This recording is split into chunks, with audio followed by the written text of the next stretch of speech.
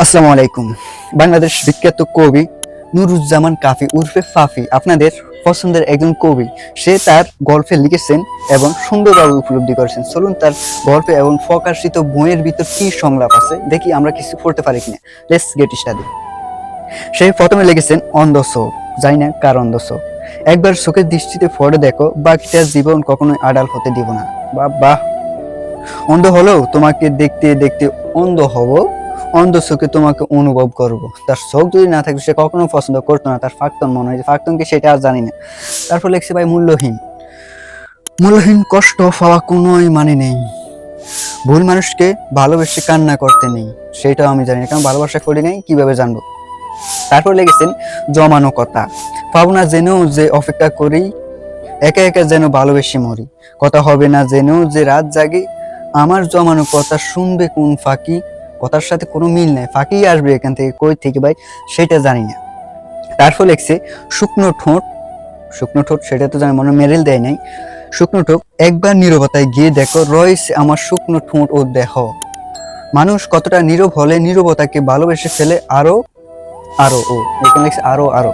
তারপর লিখছে প্রতারক, প্রতারক কে করছে ভাই? যারা কমেন্ট করে তারা মনে প্রতারক করছে। যাই লিখছে প্রতারক, আপনি ভেবেছেন পৃথিবীতে প্রতারক নেই, কিন্তু আমি দেখছি প্রতারকের অভাব নেই।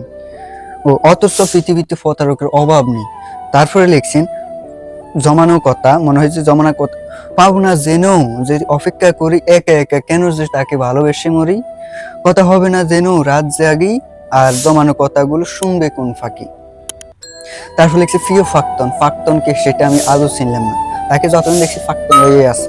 সে লিখেছে তুমি মনে পড়লেও তুমি প্রিয় ফাক্তন, তুমি নতুন ভাবে দুঃখ দিলে তুমি আমার প্রিয় ফাক্তন, তুমি মনে পড়লেও তুমি প্রিয় ফাক্তন। সেটার কোন অর্থই বুঝলাম না আমি, যদি বুঝেন কমেন্টে জানাইন। এরপর লিখছে দ্বিতীয়বার, আমি যদি দ্বিতীয়বার জন্মাতে পারতাম তাহলে আমি কেবল তোমাকেই ভালোবাসতাম। জানি না ভাই, দ্বিতীয়তে আর কেউ জন্মায় না, প্রিয় ফাক্তন তুই আবার ফিরে আয়। তারপর লিখছে তুমি ফাইলের ডাকা না, তুমি ফাইলের টাকা, তোমার ফাইলে তো আর দুঃখ পাইতাম না, দুঃখ পাওয়ার পাশাপাশি তোমাকে পাইলাম না। তুমি কষ্ট কিংবা আমাকে কিছু পাইলে না, তুমি পাইলে সুখ, তুমি পাইলে টাকা। আমি দেহের ঘরে তো শুধুই ফাঁকা ফাঁকা থাকবাই, তো তুমি ফাঁকা থাকবে না, কে থাকবা? তুমি তো কবি হয়ে গেছো। বিশ্বের যখন আন্তর্জাতিক একজন কাফি উঠুর ফাফি যখন কবি হয়ে যায়, বাংলাদেশ কবির সবগুলোই ফস্তায় গেছে, কোনো কবির মূল্য নাই। সত্যিকার অর্থে বাংলাদেশ যখন এমন কন্টেন্ট ক্রিয়েটাররা আসে বা কবি হতে চায়, তাহলে তাদের কারণে বাংলাদেশ বড় বড় লেখকেরা হারিয়ে যায়। তাদের মাঝে কি করার ভাই, তাদেরকে তো আমরা সাপোর্ট করতেছি। তারপর শেষ লেখা লিখছি, আজকে শেষ, বহুত লেখা লিখছি আমি, কয়েকটা ভালো ভালো দেখি শুনেছি। তারপর শেষ হচ্ছে যে বিবাহ হয়েছে, মনে হচ্ছে ফাক্তনের বিবাহ হয়েছে। ডিপার্টমেন্ট মেয়েটা কখনো জানে না যে তার ডিপার্টমেন্টের একটি ছেলে তাকে অসম্ভব ভালোবাসতো। মাশাআল্লাহ, তার ভালোবাসা অনেক। তারপর লাস্টে কি লিখছে, এটা হচ্ছে অদৃশ্য অমুখী সুখী 25, মানে 25 পৃষ্ঠা মনে হয় যে।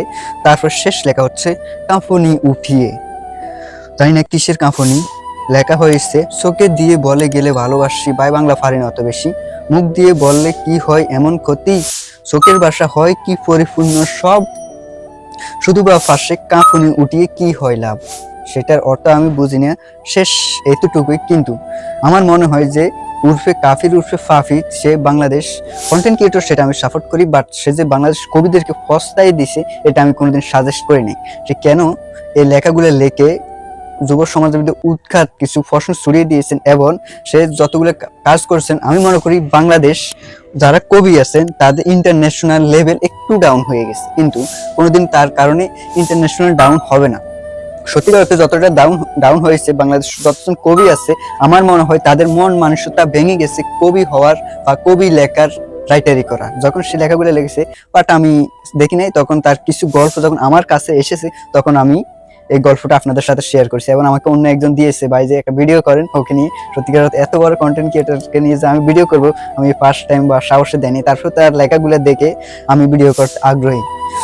আর আপনারা এই ভিডিওটা শেয়ার করে দিবেন, আশা করি এই ভিডিওটা আমার মতে অনেক ভালো হয়েছে। ফার্স্ট টাইম শুট নিলাম দুইটা মোবাইল নিয়ে এবং ক্যামেরার সামনে।